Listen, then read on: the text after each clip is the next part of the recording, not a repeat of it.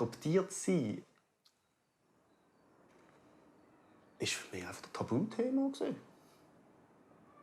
Verdrängen, verdrängen, verdrängen, verdrängen, verdrängen. Wenn es nur in die Nähe gegangen ist von diesem Thema, ist für mich im Vordergrund gestanden, sofort aus diesem Thema flüchten, Thema wechseln, abklemmen, weil ich nicht schwätzen darüber. Ich hatte so einen Kloß im Hals und innere Zitteranfälle. Und das habe ich gemacht, bis ich schätzungsweise etwa 3, 24 war. Das schlichtweg immer nur für mich ausgefochten, innerlich, das Thema. Aber mit niemandem teilen oder können teilen. Wenn das in meinem Umfeld irgendwie zum Thema kam oder jemand wollte wissen oder gefragt hat danach, erzähl mal etwas von deiner Adoption. Dann habe ich inzwischen einfach erzählt, ja, ich bin mit 3,5 in die Schweiz gekommen. Und so, ja, magst du dich noch an die Zeit erinnern? Und, ja, nein, nur schwach. Und ja, wenn die Leute dann weitergefragt haben, habe ich gesagt, ja, und von deinen biologischen Eltern weisst du gar nicht. Und ja, dann habe ich darauf geantwortet, ja, nein, ich weiss gar nicht. Und da gibt es, glaube ich, auch nichts zu wissen. Und von dort her beschäftige ich mich auch nicht näher mit diesem Thema.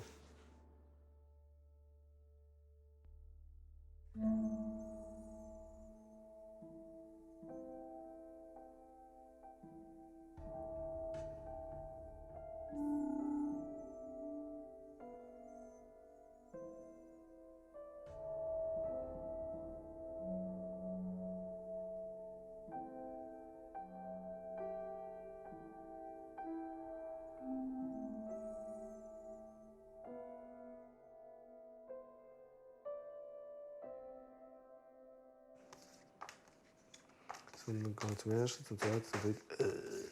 Ich nehme, glaube ich, nie mehr Sonnenuntergänge auf. Santa Monica Beach.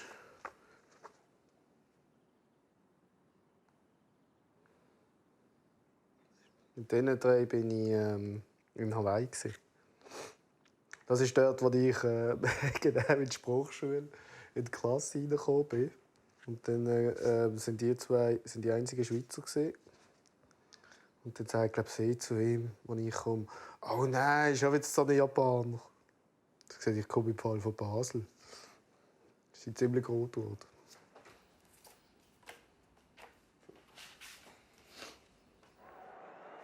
Ja, ist gut.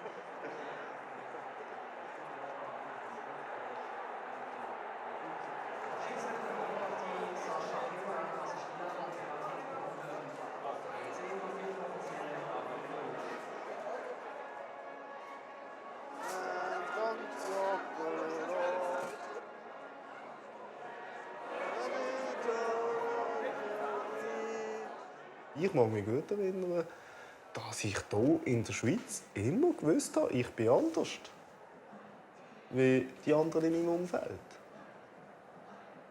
Und das begleitet mich seither jeden Tag. Schön!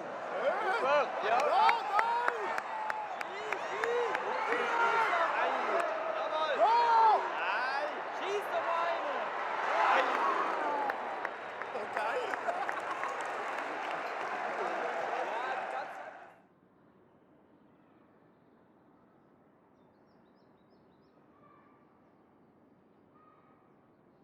Das war nämlich durch meine Mutter, die mir dort quasi beichtet hat, es gibt Adoptionsunterlagen. Ich weiss nicht, ich habe die Geschenke durchgeblättert. Einfach so zum, oh ja, das sind solche Papiere. Und dann sind die bei mir irgendjemand in der Papierbeige verschwunden. Wann ist das? Und das ist so etwa mit, ja, dort würde ich etwa 4, 25 sein. Also über 10 Jahre ist das her. Ich hätte ja vor 10 Jahren sagen können, ah cool, ich habe jetzt die Unterlagen. los geht's mit Recherchen und mit Aufarbeiten und so.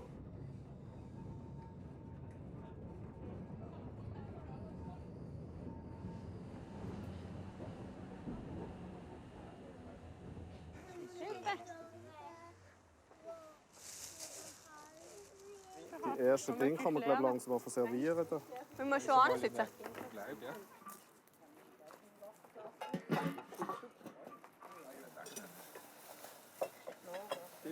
Weißt du, vom Reis haben wir nicht so viel.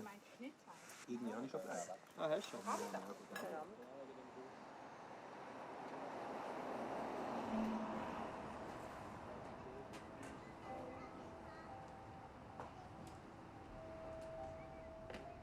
Ich wohne jetzt schon seit 12 Jahren hier und habe miterlebt, wie die Nachbarskinder auf die Welt gekommen sind. Die Jüngeren sind jetzt so zwischen 3 und 5. Das war alt, als ich war, als ich in die Schweiz gekommen bin. Und wenn ich sehe, wie viel die schon können, wie viel Identifikation die eigentlich für sich schon haben, was die vor allem können schwätzen und verstehen, hat mir einfach gespiegelt, ja, hey, das bist du wahrscheinlich auch gewesen. Etwa in dieser Form oder auf diesem Niveau. Und dann habe ich realisiert, hey, ja, das ist ein grosses Kapitel in meinem Leben, das ich nicht angeschaut habe und das aber sehr wichtig ist für die Identifikation. Ist bei mir einfach ein schwarzes Loch.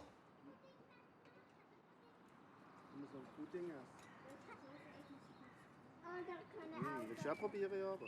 Das ist ja Erdbeeren. Das kann ich. Hä? Ja, aber es ist fein. Also was passiert ist, dass ich angefangen habe, im Internet zu recherchieren. Ich habe einmal eingegeben, Korea und adoptiert. Und dann ist es losgegangen.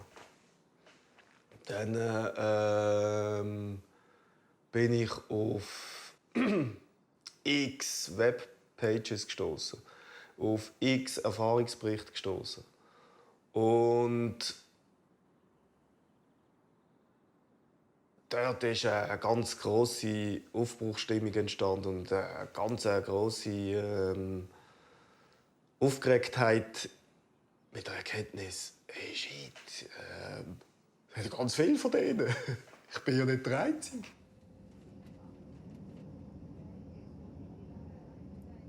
Und dann dort vor Ort bei der Terdesom, wo ich Adoptionsunterlagen sehe, wo meine Geburtsadresse drin steht, wo der Name von meinen biologischen Eltern drin steht, dann bin ich natürlich in heller Aufregung zu merken, hallo, da gibt es ja ganz vieles zu wissen und ganz vieles in Erfahrung zu bringen.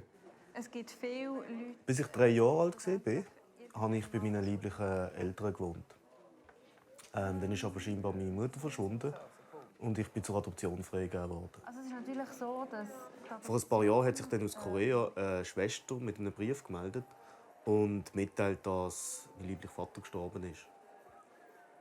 Nachdem ich diese Info erfahren habe, habe ich einen Brief an die Schwester geschrieben und der Terdesom gegeben, um ihn weiterzuleiten.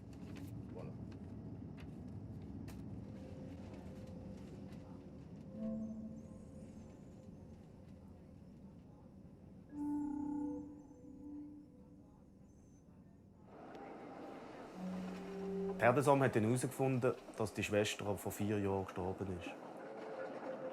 Sie haben aber eine andere Schwester gefunden, die Minja. Und sie haben mir eine E-Mail-Adresse gegeben, damit ich mit ihr direkt Kontakt aufnehmen kann.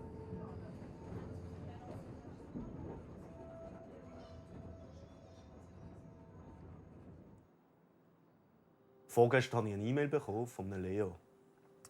Er ist scheinbar mein Neffe. Er schreibt: Dear Misha, Uncle Suk. Probably you can hardly remember me, but I can remember your appearance dimly as I am 3 or 4 years older than you, born in 1969.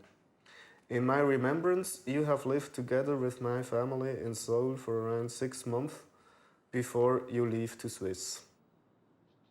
I heard that my mother had very hard time and decision to let you adopt it to long-distanced foreign country. She told about you from time to time and she wondered if you raise well.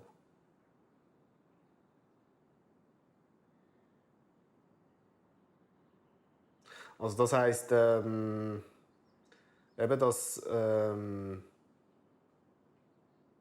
meine Halbschwester eigentlich zu mir geschaut hat und dann für sie es auch eine schwere Entscheidung war. Aber was ist in diesem Fall mit meiner lieblichen Mutter damals wirklich passiert? Weil gemäss Adoptionspapier habe ich ja bei beiden Elternteilen gewohnt, bis ich adoptiert worden bin. Aufgrund jetzt aber von dieser E-Mail weiss ich nicht, ob das wirklich so stimmt.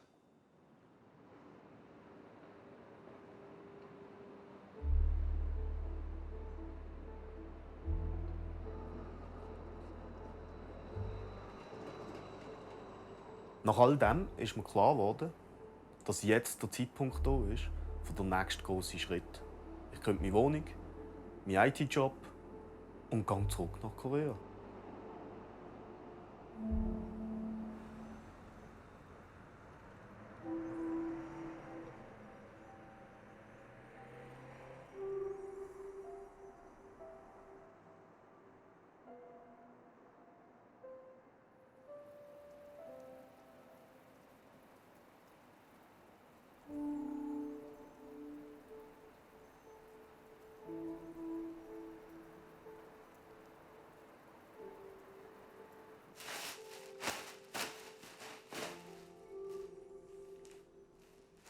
Es hat für mich wirklich die Dimension. Für mich ist es lebensnotwendig, das zu machen. Ja?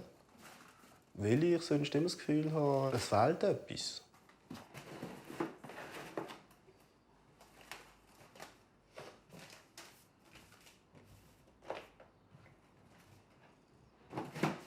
Das vertraute Umfeld jetzt zu wissen, das lasse ich einmal jetzt zumindest für eine Zeit hinter mir, löst bei mir recht viel aus. Ja.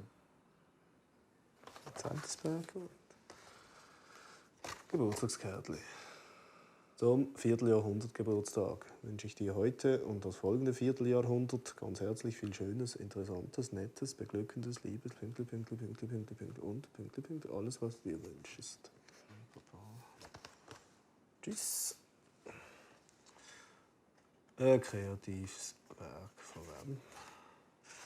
Ich wünsche dir von ganzem Herzen für jetzt und deine nächsten 25 Jahre, dass es so bleibt und immer noch steigt. Ich liebe deine Mama.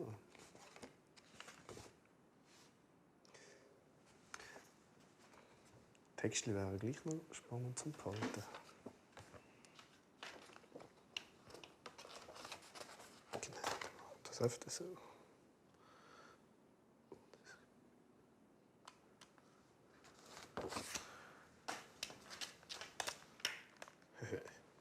Ist gut. Und auch tschüss. Ja. Hallo. Sally. Hey. Wie geht's dir? Gut. Schön. Komm herein. Ja. Hast du einen Kaffee? Ja. Das ist verrückt, wenn so die Fotos anschauen. Weißt du, wenn ich hier schaue, oder? Denke ich, das ist mir sehr gut gegangen. Ja. Aber weißt du, jetzt zu merken, hey, wie wichtig das ist. Und wenn ich das jahrelang eigentlich vernachlässigt oder als nicht wichtig angeschaut habe, finde ich eigentlich noch erstaunlich. Wenn ich jetzt merke, wie dringend oder wie essentiell das Ganze eigentlich ist. Und was aber für es hat jetzt halt einfach die Zeit gebraucht. Ja. Aber ich meine, all das, was jetzt mit Emotionen, mit Erfahrungen zu tun hat, kommt jetzt eigentlich erst vor. Aber das, denke ich, ist aus dem Kokon gekommen. Wie der Schmetterling. Aber das heisst auch, ja, dass du das im Prinzip... Wenn jetzt in Korea zum Beispiel hättest bleiben können, ich meine, das ist ja auch ein Thema. Man sollte vielleicht überhaupt schauen, dass man nicht entwurzelt wird. Aber Gut, das ist eine Illusion. Ja, das ist... Und darum denke ich, ich wünsche dir alles.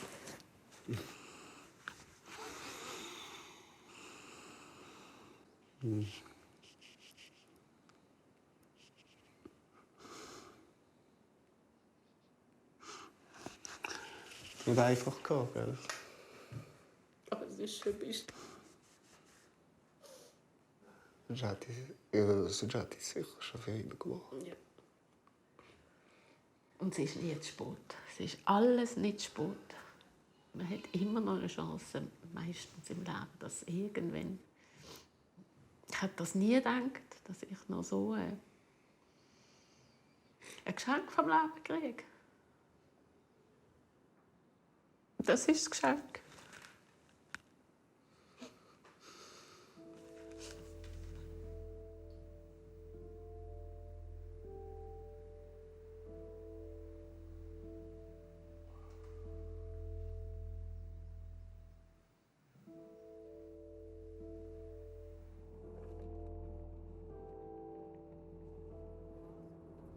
Ich kann mir es fast nicht vorstellen mehr, aber ich bin einmal mindestens 2 Jahre lang jeden Tag mit dem Velo.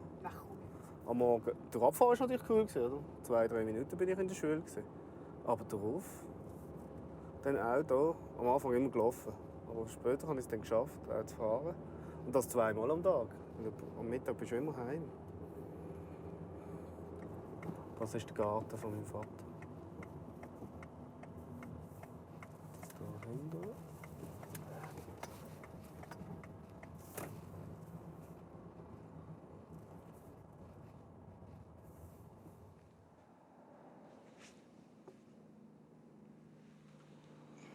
Ja, ist nicht mehr gut. Ist länger, ist schlimmer. Jetzt ist noch nicht fertig. Nein, ist noch nicht fertig. Nein. Das ist langsam blöd für mich. Das ist nicht lustig. So. Ja, siehst du, du wärst die wacker.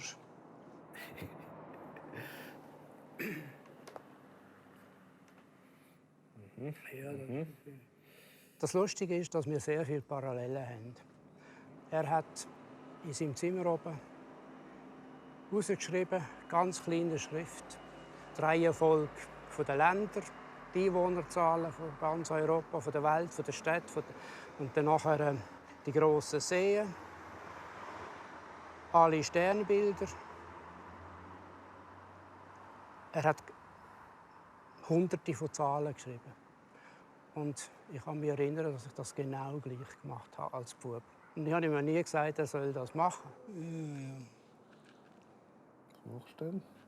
Ja, schlimme Sachen. Was ein bisschen schwierig war, als Asiat hat er ein anderes Gesicht wie wir.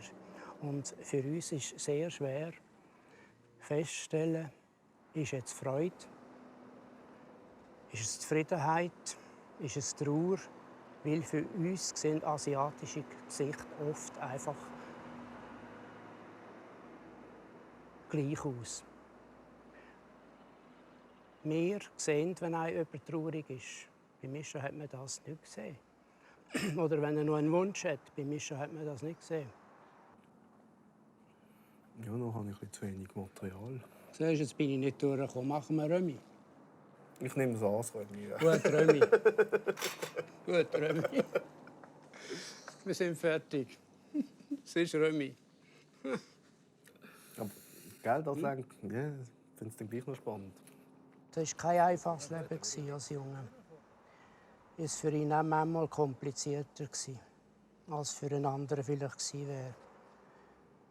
Und für mich auch. Aber wenn man dann sieht, dass es so positiv ist, wie es da auf dieser Foto zum Ausdruck kommt, dann hat es einen Wert gehabt und hat immer noch einen Wert. Und hoffentlich geht es ihm dann gut und es ist möglich, dass er dann bleibt.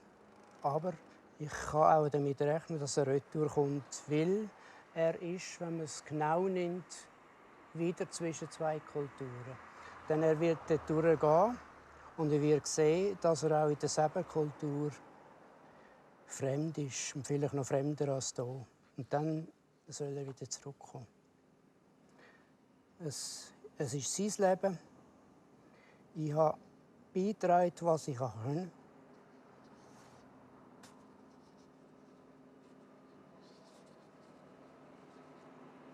Und ich hoffe einfach, dass ihm alles gut kommt. Aber es wird schwer sein. Und das bin ich mir eben bewusst. Ziemlich fest bewusst.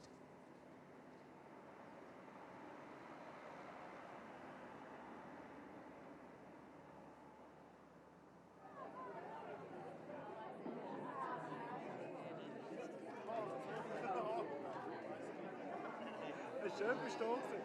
Sehr gefreut.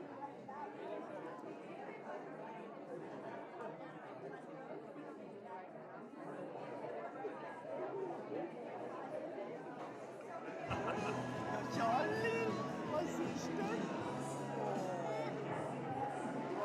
Ja, wenn du Hä? Was, ich verstand dich nicht. Was? Ich auf Korea? Ich komme ja wieder. Schatz, ich habe ganz fest gern. Das ist jetzt wichtig für mich. Und ich komme wieder und ich werde dich nie vergessen. Gell? Weißt du, ich gehe nicht wirklich weg. Ich gehe einfach. Ja.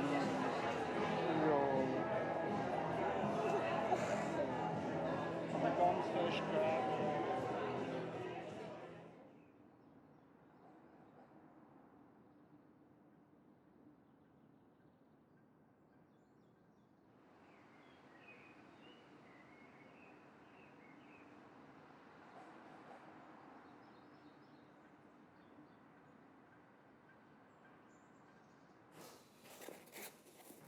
Das eingepackt, E-Ticket und meine Adoptionsunterlagen.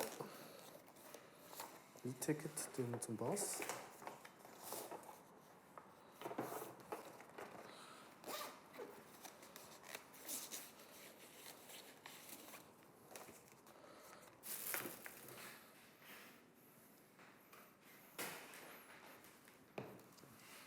Das ist alles, was ich da habe.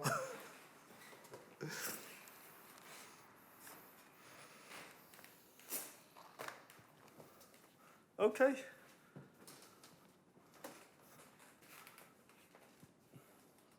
Vamos.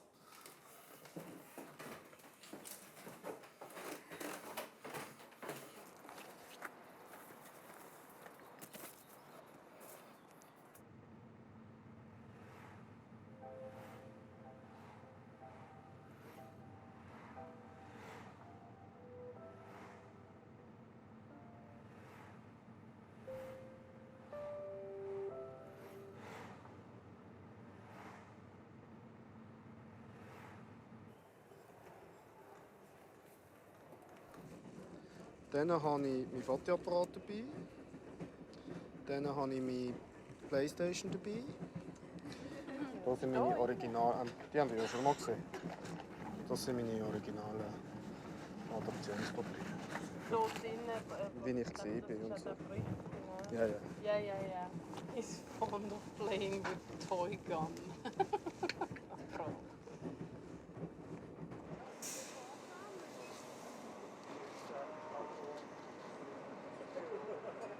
Ich bin noch nie mit so viel Gepäck verreist. Check-in 2, KE 934. Ja, ich kann mal schauen. Kannst du mal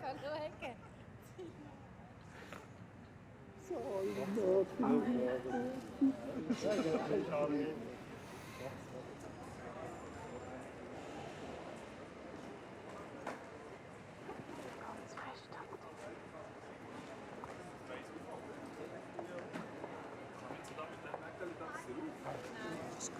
Ja, du auch. Vielleicht lassen sie mich ja gar nicht durch. Ja, was?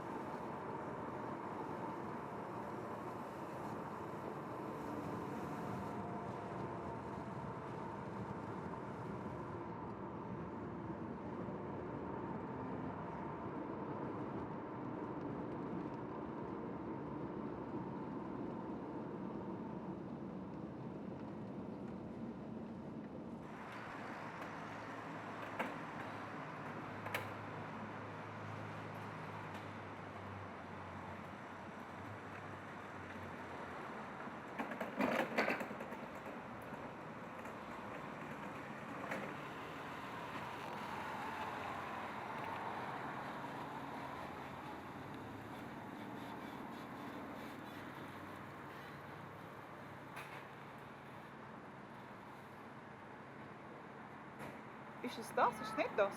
Hä? Das. Oh, ist das Korut?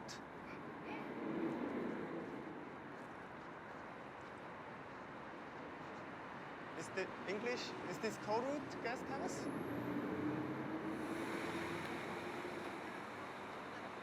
Is this Korut?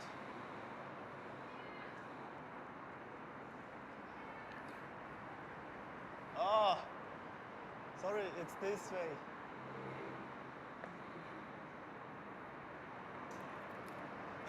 Yeah.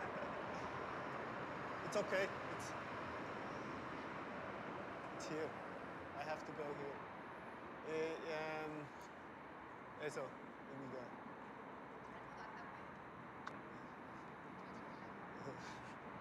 Sorry.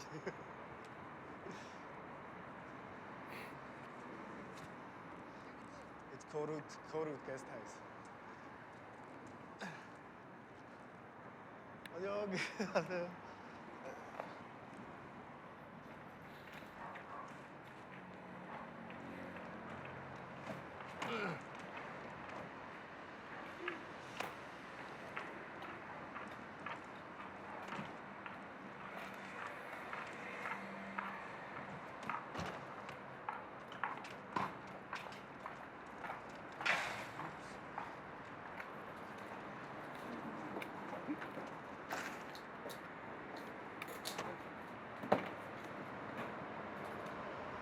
Stell's einfach mal hier hin. Ist das okay? Kein Problem.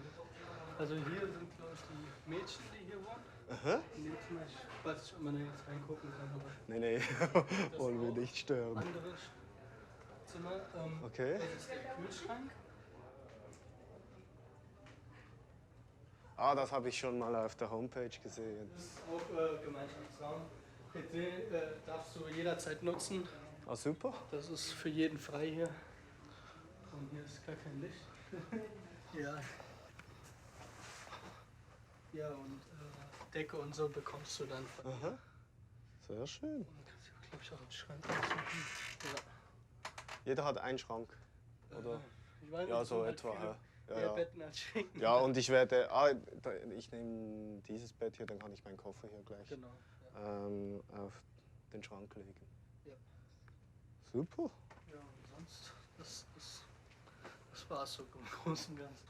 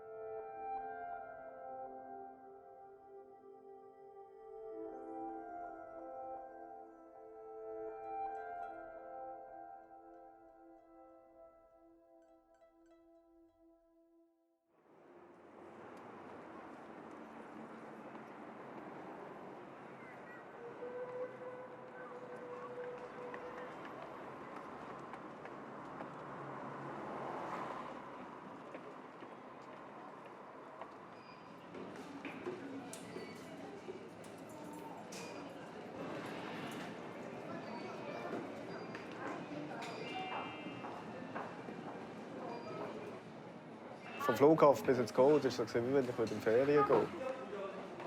Das hat sich jetzt komplett verändert.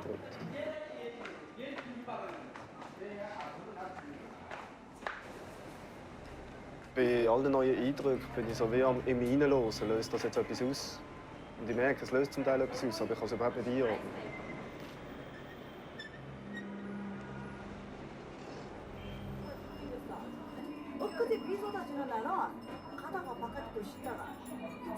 Ich habe gestern zum Beispiel das Gefühl, mein Gesicht hat sich verändern. Physiognomisch, meine Brille geht plötzlich mehr runter. Und habe gestern hier zum Beispiel ganz extrem das Ziehen in der Backe.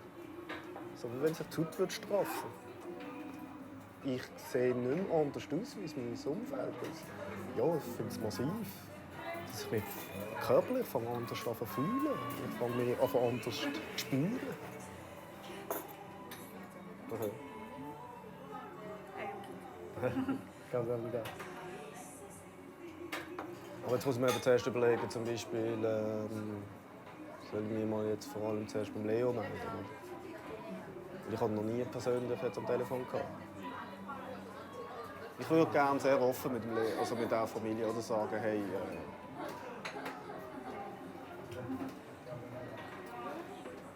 also quasi super, dass ich euch habe, oder? Aber das ist irgendwie, das ist sehr stark an das Bedürfnis oder an den Wunsch gebunden, dass auch sie so sind. Und das macht mir große Angst, dass das vielleicht bei ihnen nicht so ist.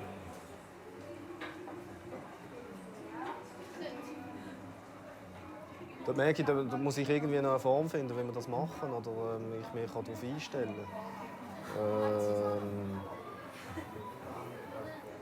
Weil ich habe jetzt recht Schiss von diesem Moment. Merke ich.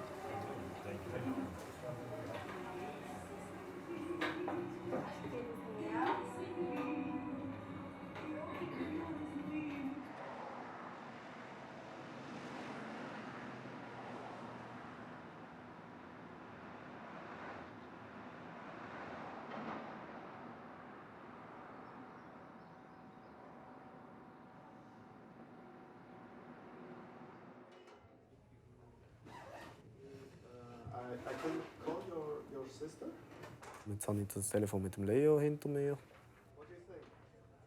Sehr schön gewesen. Er hat mir erzählt, es sei toll, meine Stimme zu hören. Er hat auch eine ganz sympathische Stimme. Ich habe mich dann getraut zu fragen, ob er etwas über meine Mutter weiss. Und er hat gesagt, ja, auch noch ganz schwach, wenn er sich erinnern, wie sie ausgesehen hat.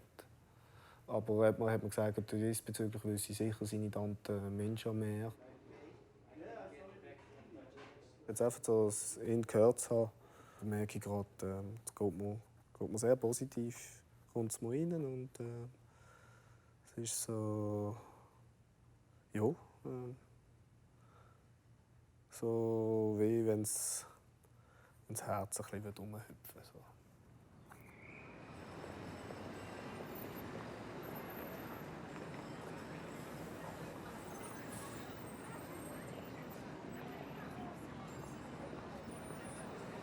Jetzt eben mal mich hier in Seoul bewegen, das ist sehr toll.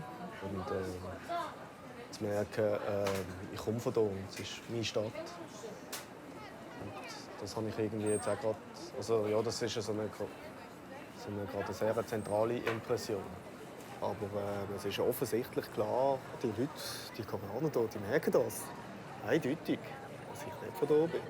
Also beim Feststellen, jetzt schauen wir die Leute an und luschen so, denken sie sich wieder, was ist das für ein?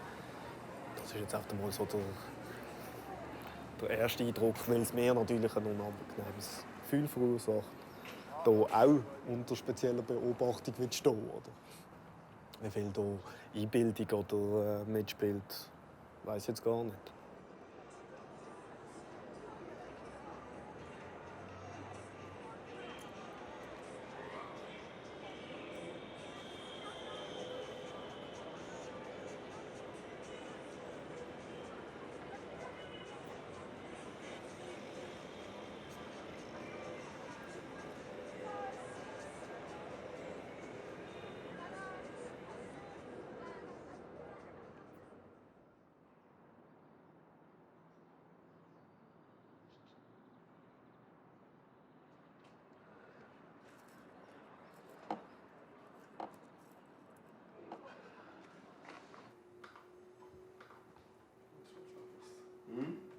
Jag tror jag knappast.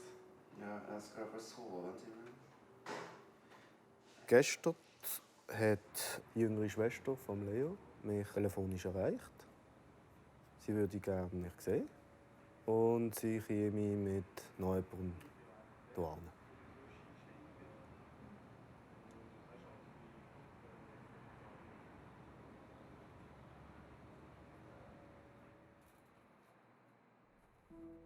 Wartet auf sie. Ja, und dann sind zwei gekommen. Koreanerin, sehr schick angezogen. Ein Typ noch dabei, wo ich gemerkt habe, der ist auch sehr nervös.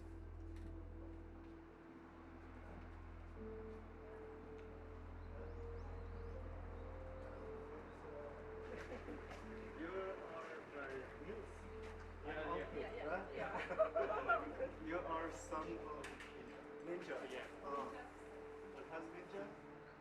How is she doing? She's fine? Oh, okay.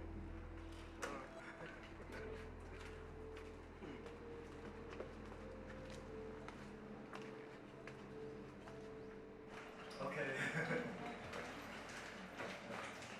You look same like me.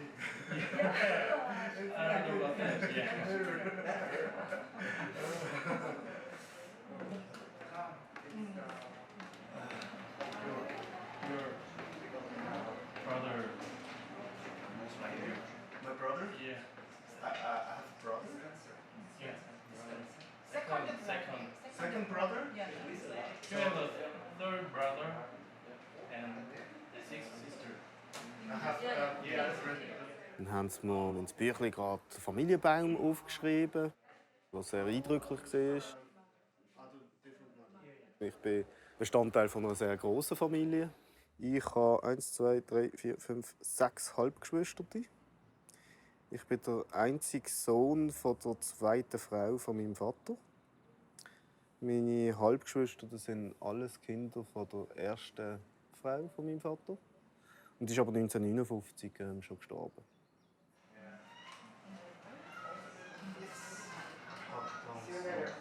Okay. Tomorrow. And you know her? You don't know her? Oh. I was very happy that you are so welcome. And I emailed and telephoned with Leo, and he was really nice. It's good to have to see my family.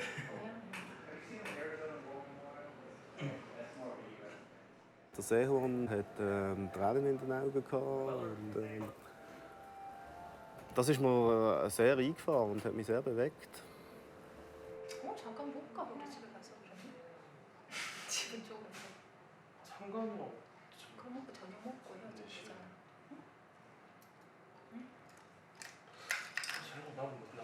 우리도 같이 가잖아. 오늘 시간 비고 갔으니까. Can you visit my house 네. today? Today? Yeah, right now. Right now? Okay. Okay. Yes. She is in her house. Okay. Ninja. Ah. Is in. She is taking care of my Oh, yes, daughters that's now. true, yeah. Yeah. Okay. You can meet her. Oh. Yeah. So we go now? Yeah. Okay. 그게 낫지. 한번 보고 또. Ja, und dann ist das Schlag auf Schlag gegangen. Dann haben wir da uns das Zeug gepackt und die haben gefunden, ja, ist okay. Meine Freunde, da, das Kamerateam soll mitkommen. Und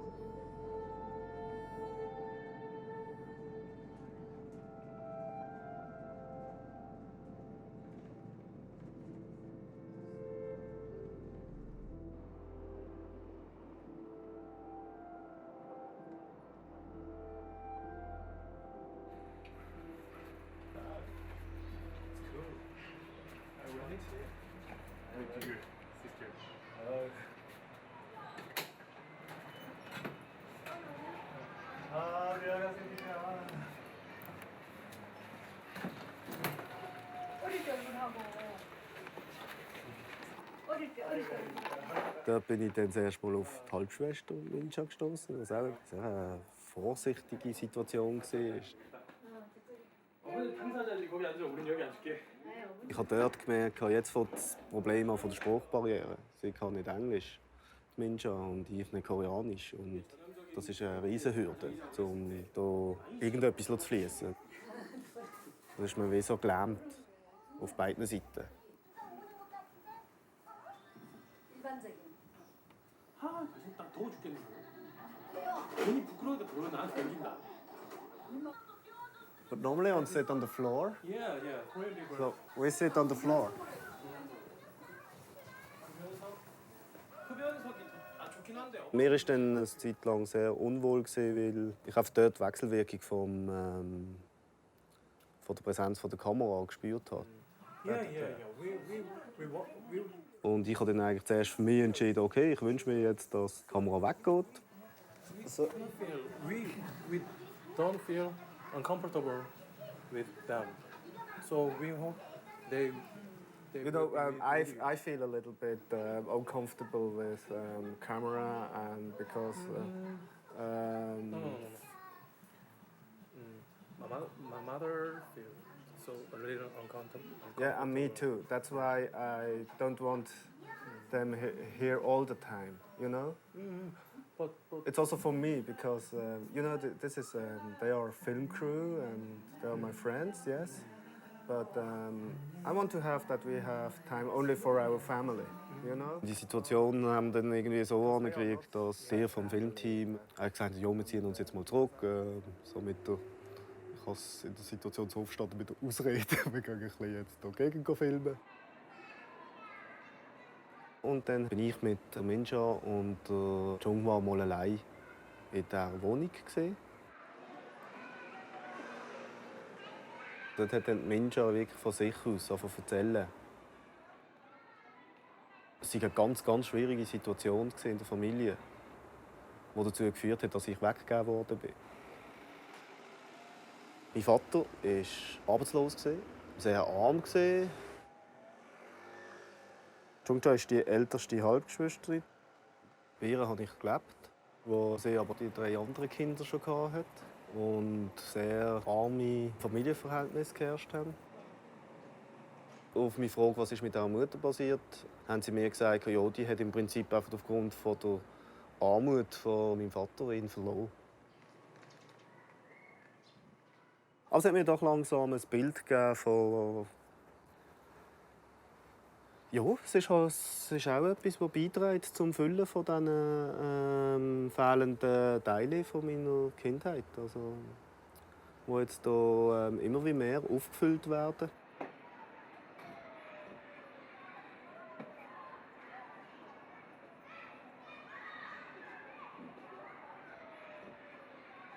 So you did know about Misha before? No, I heard about Misha when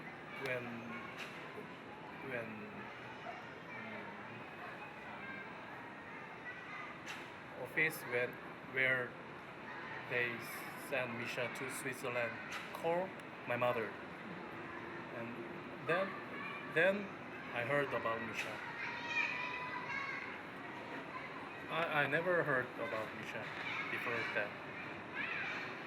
I don't know. I have one more uncle in my family, but I'm very nice to meet Misha. So we have, I and my family have a new family member. I'm so happy about that.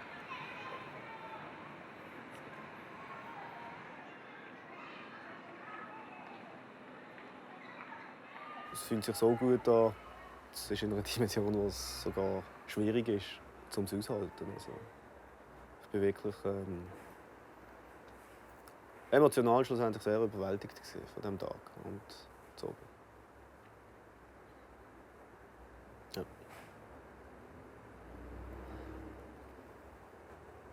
Ich bin zurück ins Chorwood gekommen mit dem Gefühl von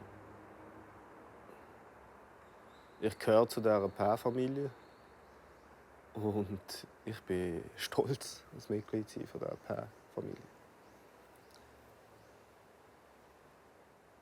Ja, das ist wirklich.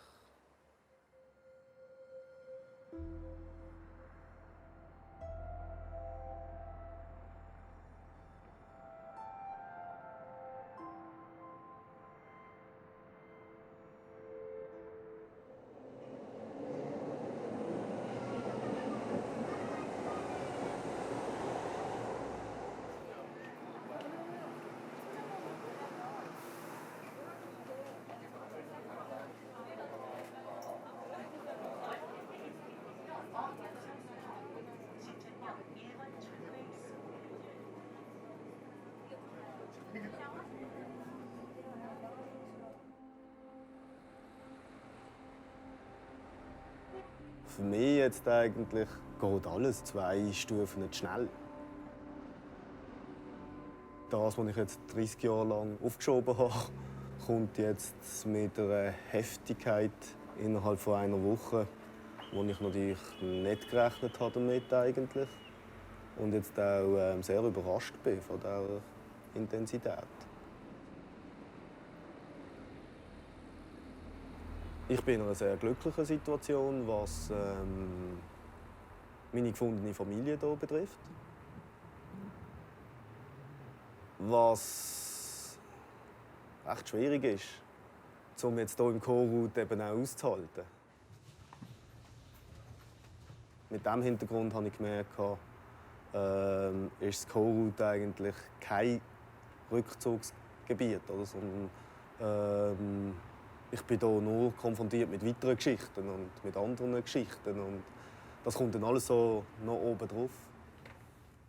So, hey June, schönes Wochenende. Wir sehen uns morgen, morgen Abend. Tschüss. Also zurzeit ist das eine große Wut, Schuld, Zuweisung hier Richtung meine Geburtsmutter. Aktuell sieht es so aus, dass ja, sie ja nicht, vielleicht nicht primär mich, sondern mal primär einfach ihren Mann, sprich meinen Vater, verloren hat. Und somit auch mich verloren hat. Und das ist sehr schwierig, weil da kommen jetzt Gefühle auf, wo ich aber sehr am Bremsen bin, weil ich genau weiss, gehen wir mal vorsichtig mit all diesen Informationen um. Ich sehe ja jetzt mal eine Seite, oder? Ich kenne ja die Seite von meiner Mutter nicht.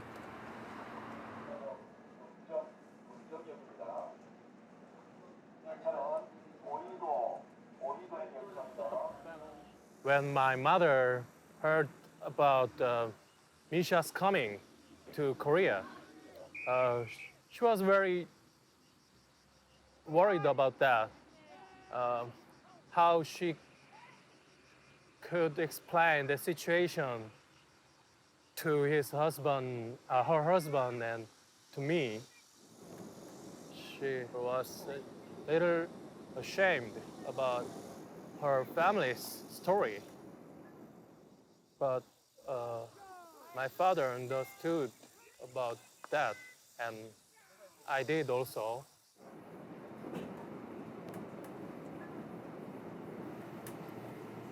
Oh, today I learned a sentence in Korean. Wait. Sentence? A sentence. 오늘 나가자 좋아요. 날씨? 오늘 날씨 날씨. 좋아요. Today it's good weather. Yeah. 오늘 날씨 좋아요. 좋아요. And the other sentence was 잘 주무세요. 주무세요. 잘 주무세요. Have you slept well? No. What's that? Did you sleep well? 잘 주무셨어요. 주무셨어요. Because that was Mrs. Kim asked me this morning. Yeah. 잘 주무셨어요. Did you sleep well?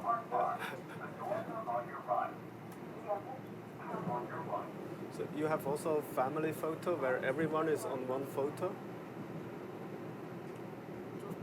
My family. Your family on one photo? Yeah. So this is normal that you have always a family picture?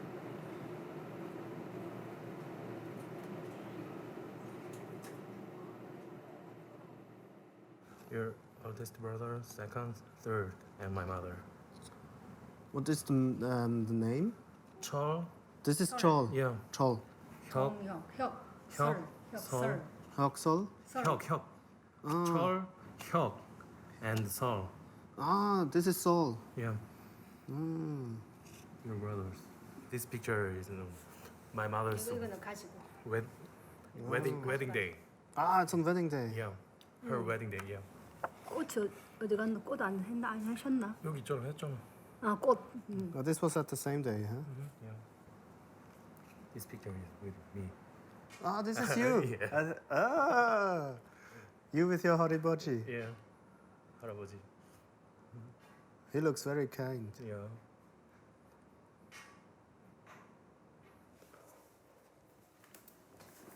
Yeah, this picture is another picture of your father. This is Zhongwang. This is me. Ah.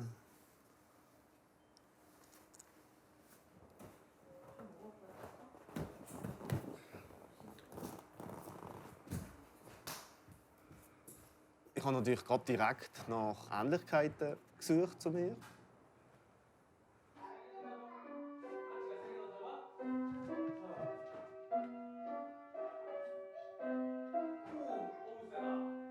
Und es war ganz verrückt. Ich habe mich selber mit völlig neuen Augen gesehen.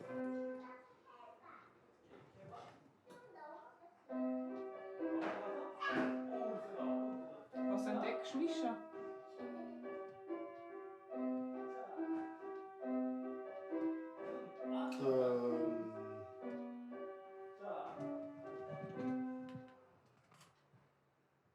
Schwierig zu sagen, aber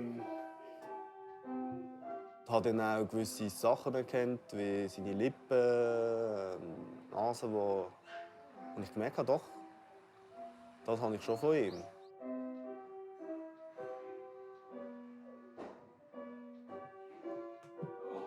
Da kommen, glaube ich, auch die gleichen Verhalten wieder.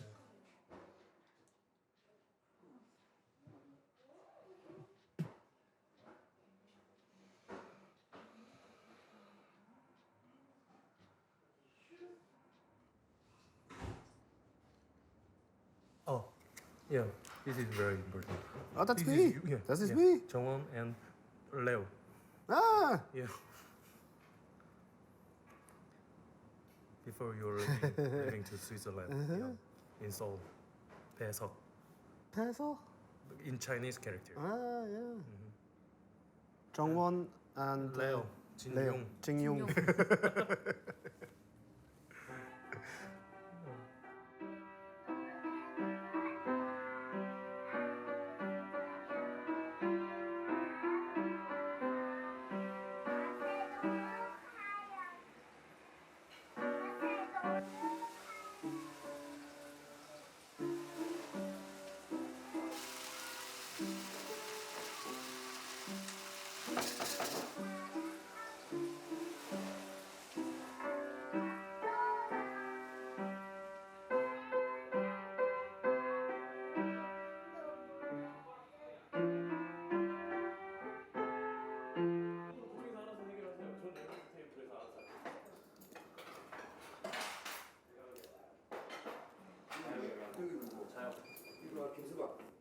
Mein Vater, der Pae Sam-chul, ist mit seiner ersten Frau begraben. Was ich so zu spüren kriege, ist, von meiner Mutter weiß man gar nicht so viel. Meine Mutter, wo jetzt überall in den Unterlagen gestanden ist, dass die verheiratet waren. Und ich die ersten paar Jahre bei meinem Vater und seiner verheirateten Frau gelebt habe. Das scheint auch nicht zu stimmen, weil sie sind nämlich nicht geheiratet waren. Und das wirft natürlich wieder ein ganz anderes Licht auf meine Familienhintergründe, oder? Das sind dann eigentlich wiederum typische so Adoptionshintergründe, oder? Kind von einer unverheirateten Frau und so. Kimchi.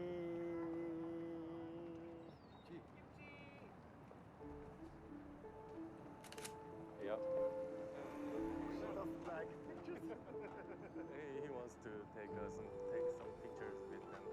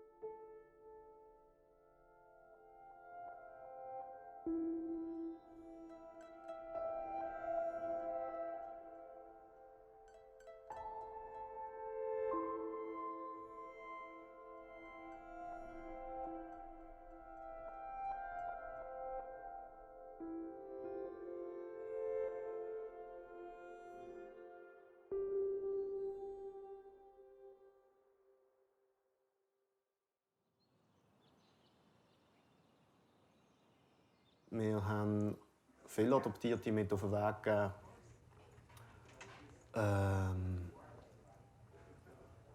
Gang sorgfältig, vorsichtig mit dem Thema um, was die neue Familie betrifft.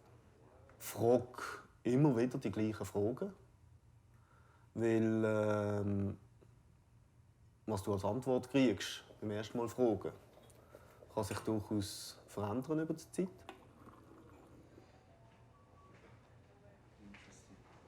Wenn man die genauen Umstände, die zur Adoption geführt haben, will kennenlernen, dann trifft man da quasi auf sehr emotional behaftete Familiengeschichten. Wenn du einfach andere Erfahrungen hörst von anderen, was die für Prozess durchmachen. Es gibt solche, die keine Chance haben, ihre Familie kennenzulernen und schon jenst versucht haben. Polizeistationen abklappern, Waisenhäuser besuchen, Leute befragen, im Fernsehen gesehen sind, Zeitungsannoncen aufgegeben haben und einfach keinen Schritt weitergekommen sind. Zu anderen, die zwar ihre Mutter gefunden haben und als Antwort kriegen, ja, bleib wo du bist.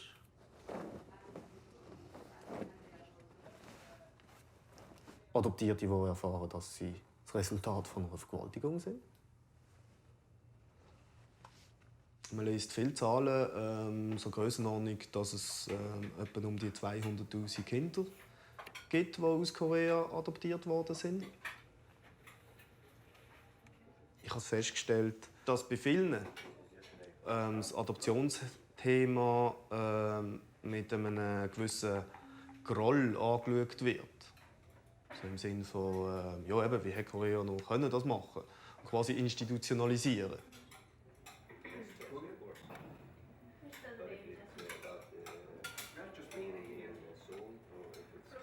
Wenn du die Anzeigen von den Adoptionsbehörden siehst, Adoption als Weg zum Glück und so. Also die Slogans werden dargestellt als, ja, das ist unsere soziale Errungenschaft. Adoption hilft Kindern zum Glück, oder? Und so Sachen zu sehen, oder? Das ist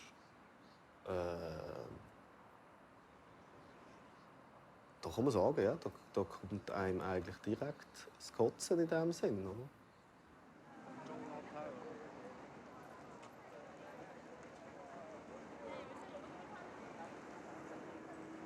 Die ganze Konfrontation mit der adoptierten Welt, das löst sehr viel Wut aus. Wut gegen die koreanische Regierung, Wut gegen den Umgang von Korea mit Adoption, Wut gegen die Geburtseltern, Wut gegen Adoptiveltern und Wut gegen sich selber.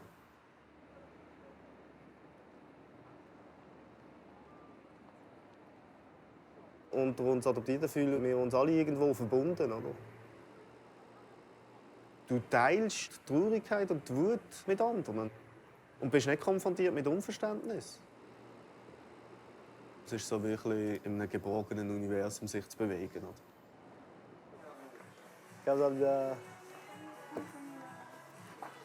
Come on. No.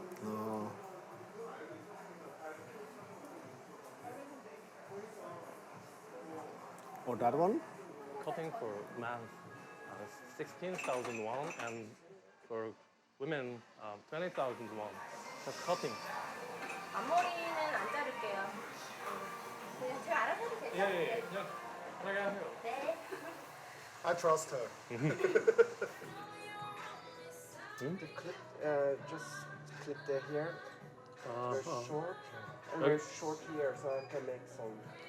앞머리를 좀 더 짧게 하면 여기가 좀 살지 않겠냐고. 살기는 하는데 지금 저 스타일은 아닌데 그러면? You want your hair? No. That's, I just want to cut my hair stand. Just cut. 여기는 그냥 아예 그냥 짧게 해가지고 그냥 위에만 세워. 모이칸 스타일. 예, 그런 약간 좀 그런 스타일이에요. What I have to do? 근데 이거 한 She Book? tells me something. Book? Oh, You a want a book? book? Oh, give me the Korean book. Korean book. My book. Ah. A book? Oh, I thought it was Korean. Ah.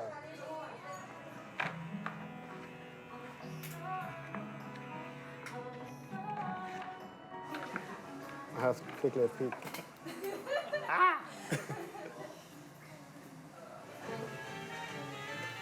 옆에는 이렇게 아까 커트한 거 깔끔하게 종이에 꼭 위에 아. 커트했고요. 위에 여기 볼륨을 살리시면 여기 붙임 해주시면 돼요. 괜찮으세요? 감사합니다. 네. 좋아요. 수고하셨습니다. 네, 고객님 커트 해드릴게요.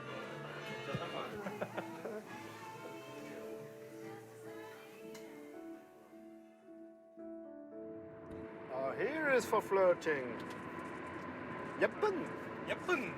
예쁜 예쁜. 섹시한. 매력적인. 매력적인. 매력적인. Oh, that's enough. Attractive. Yeah, I need no more. 나는 섹시한. Sorry? 나는 섹시한. I can say. 나는 you are? No.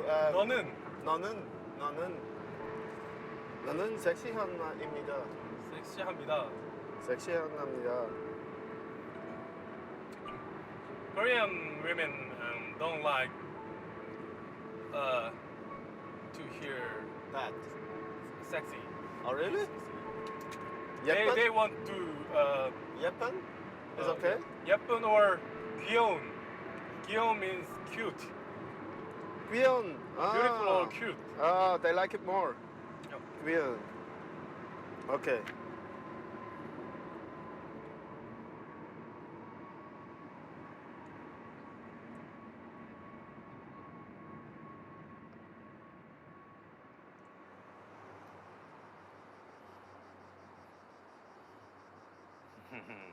Jongja, Jongwon, my father, Kang-hee. Kang-hee, Your second sister. my second sister, Minja, Sol. That's the husband. No. His husband. Husband of Jongja. Jongja. Who's he? Chao. Your oldest brother, Chao, he feels very sorry to you because he was the leader of family. At that time. Huh? Yeah, at that time. But uh-huh. he could not look after you. My mother tried to make an appointment with him and you. Okay. But he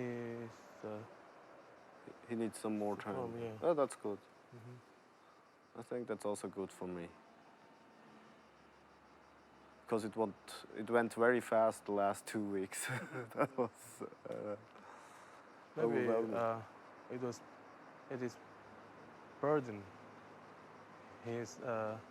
He had to take.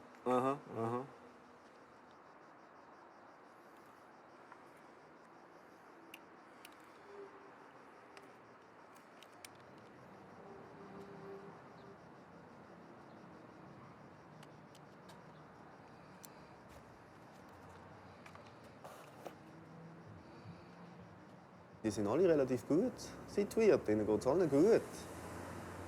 Und es gibt mir so das Gefühl, ja, ich glaube, die hätten durchaus, sagen wir, Potenzial gehabt, um mitzuhalten. In irgendeiner Form. Ich weiss jetzt eben nicht, wie die damaligen Verhältnisse wirklich waren, oder?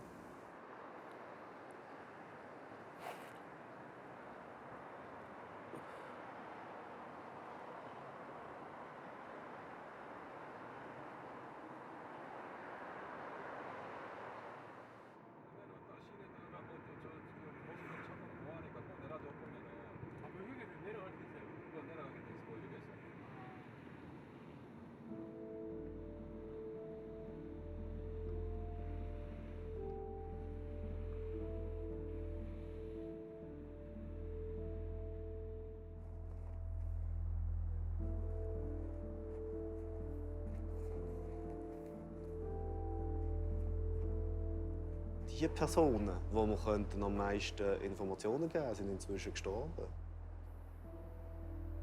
Ich habe ganz viel Trauer in mir, was die Jungcha betrifft. Sie ist die, wo ich aufgewachsen bin.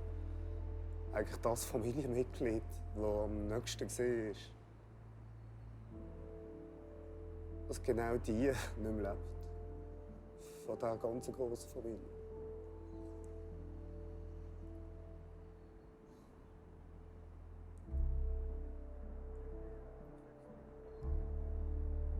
Die Vorstellung zu haben, Jungcha hat mich 1992 gesucht. Und ich habe ihr dort nicht geantwortet. Das ist sehr schwierig für mich zum Aushalten.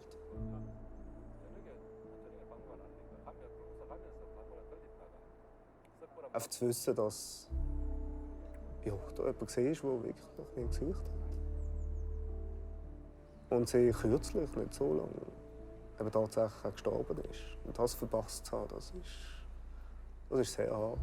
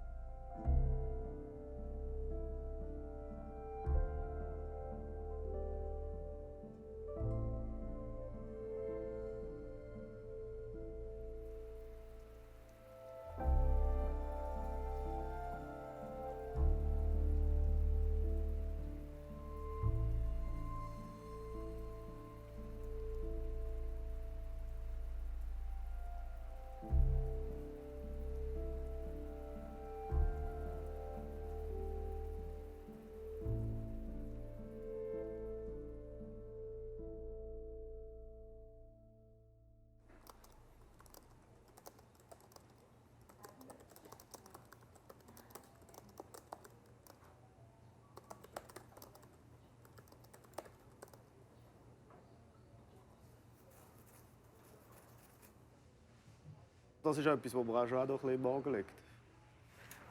Ich sollte mal mich bei gewissen Leuten wie dem Vater und bei der Mutter mal melden. Das ich immer noch nicht geschafft habe.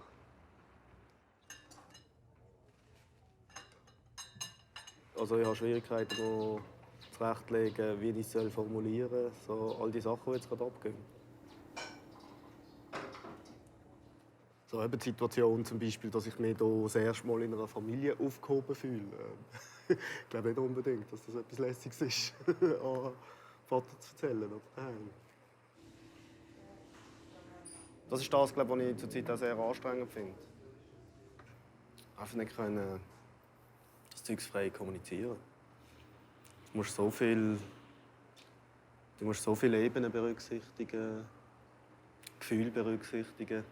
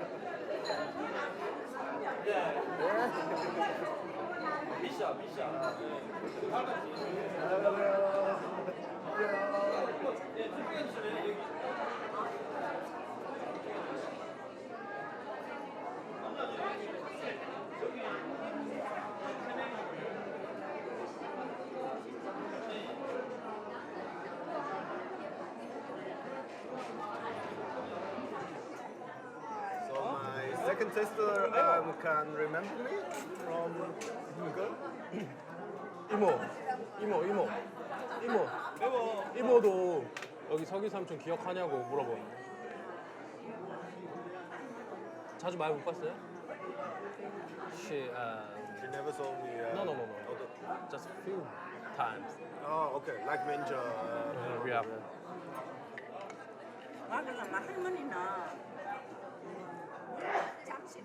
Ich habe schon gewisse Zukunftsängste im Sinne von, wie werde ich das alles auf die Reihe kriegen, von diesen grossen Herausforderungen, die hier kommen. Wie gehe ich mit dieser Familie um? Wie positioniere ich mich innerhalb dieser Familie? Was für ein Gefühl habe ich in dieser Familie?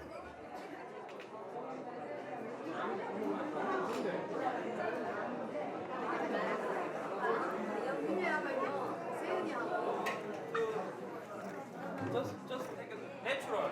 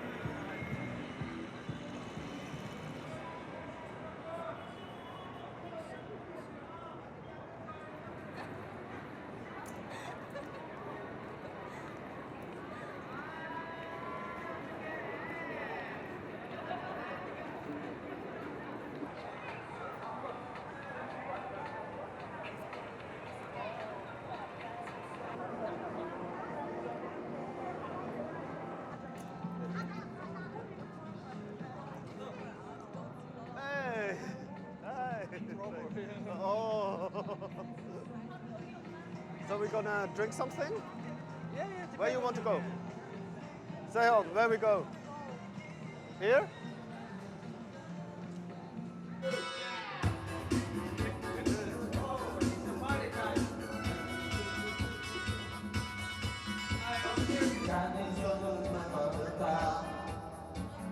Burning like a silver flame. Something that you don't love.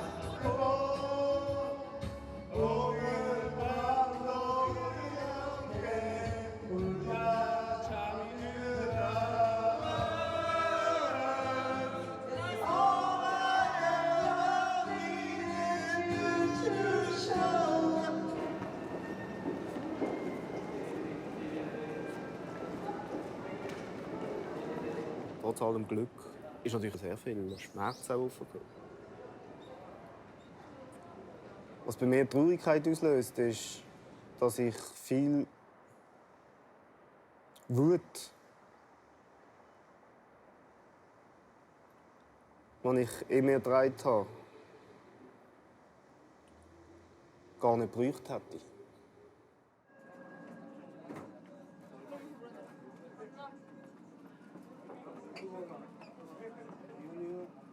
Ich erlebe hier in der Öffentlichkeit eine Geborgenheit. Nicht das Gehetzte. Der schaut wieder, was denkt ich der? So.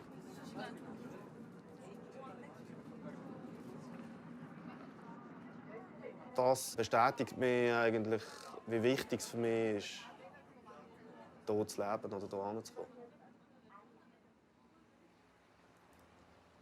Das Frieden schließen mit seinem Aussehen.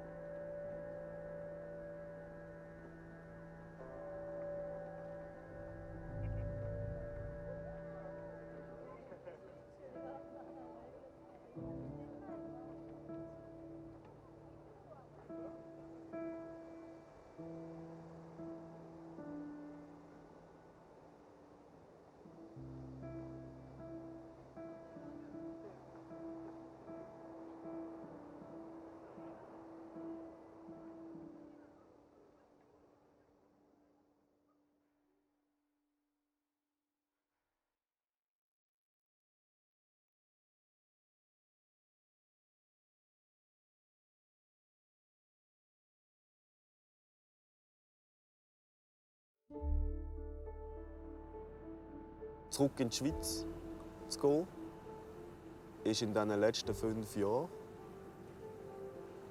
erstaunlicherweise für mich nie ein Thema gewesen. Ich hatte eigentlich seit 5 Jahren nie eine grosse Zeitspanne gehabt, wo ich so wie zurücklehnen oder reflektieren oder dass ich die Momente oder die Muße hatte, zu überlegen, was mache ich eigentlich. Sondern es ist einfach immer der nächste Schritt gekommen, der nächste Schritt gekommen, der nächste Schritt gekommen. Dann bin ich im nächsten Schritt gewesen, und dann habe ich einfach gemacht. Also eben Koreanisch studiert, dann ein bisschen Geld verdienen, Job suchen, dann okay, arbeiten. Und dann der Entscheid, selbstständig zu werden, ein Start-up-Unternehmen aufzubauen. Und von dem her ist das gar nicht gekommen. Nicht einmal als Wunsch, also der ist eigentlich nie aufgetaucht. Ich würde gerne zurück in die Schweiz.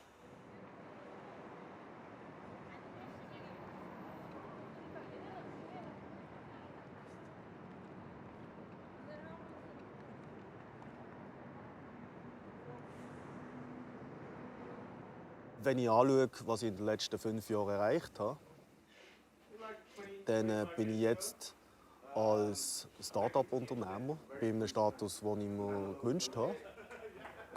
Von dem her habe ich etwas erreicht. Von der Schweizer Sicht. Aber aus der koreanischen Sicht habe ich noch gar nichts erreicht diesbezüglich. Ich bin nicht verheiratet, habe keine Kinder, habe keinen fixen Job, kein regelmäßiges Einkommen. Von dort her habe ich eigentlich gar nichts erreicht.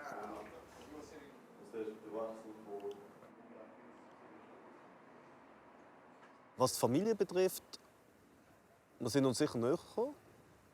Es hat sich normalisiert in dem Sinn, dass wir so unsere klassischen Familientreffen haben bei den koreanischen Festtagen, Geburtstagsfestchen haben. Von dort her kann ich sagen, die koreanische Familie ist ein Teil von meinem koreanischen Leben hier, aber ein sehr kleiner. Der viel grössere Anteil ist meine grosse Liebe, die Hwachi.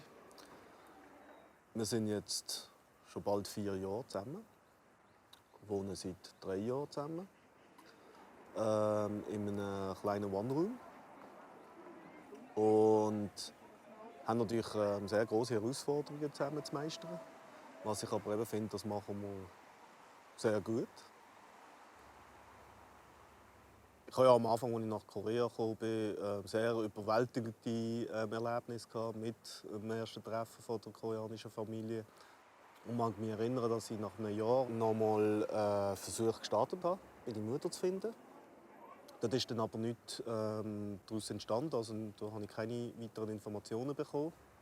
Und inzwischen einfach so ist, dass ich mein Umgang mit Adoption hat sich so weit entwickelt, dass es sich so wie stabilisiert hat. Und ich habe das Gespür, dass das so quasi für mich so wie ein Risiko darstellt, dass jetzt ganz viel von dieser Stabilität könnte wieder verloren gehen.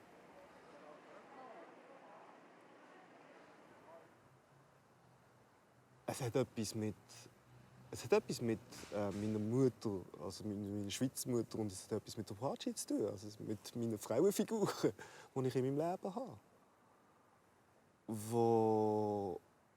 Ja, es ist so, das sind meine Frauenfiguren, die mir am nächsten stehen. Und ja, es ist eigentlich, also ich merke gerade, es ist wirklich das, was mir die Hwachi gibt. Ihre Liebe zu mir, das ist wirklich so etwas Schönes. Und es ist so, es ist jetzt völlig, ich kann es nicht erklären, aber es ist so wie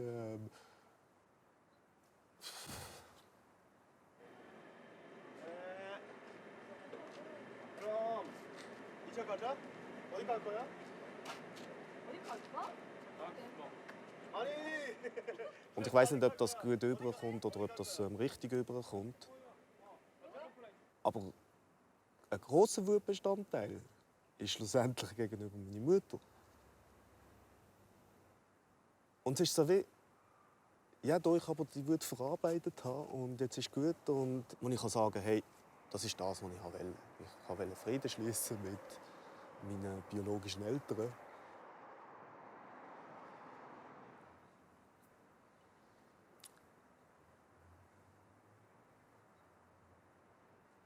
Es hat so etwas zu tun mit, ich habe mit meiner Mutter Frieden geschlossen in meinem Herz und das ist gut so. Und das möchte ich beibehalten.